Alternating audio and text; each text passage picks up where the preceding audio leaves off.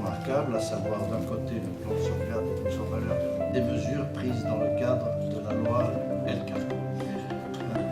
Y compris d'ailleurs dans le domaine de la création c'est la politique de mise en valeur du patrimoine urbain et paysager, il identifie le principe de l'élaboration conjointe entre la collectivité territoriale et l'État. Dans sa dimension patrimoniale, la loi LCAP a visé à simplifier les dispositifs et à approfondir les règles de préservation patrimoniale.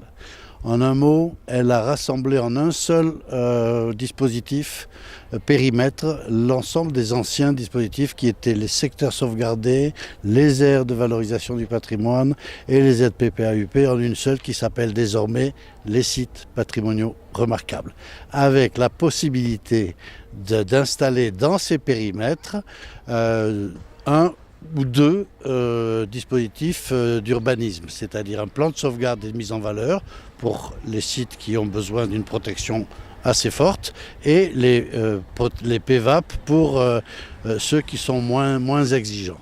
Donc ça a simplifié les choses. Il y a désormais, suite à ce rassemblement, plus de 800 sites patrimoniaux remarquables, 830. Ça ne fait que 2 ans que la loi a été promulguée, il faut laisser un peu le temps au temps. Ce que l'on constate et qui s'est avéré tout à l'heure lors des ateliers, c'est qu'on ressent quand même une demande un peu accrue de la part des collectivités locales de s'inscrire dans une démarche de protection patrimoniale et de solliciter un site patrimonial remarquable. L'ambition était de 1000. Effectivement, en tout cas, ça n'est pas dans la loi, bien entendu, mais c'est un chiffre qui a été annoncé lors des débats.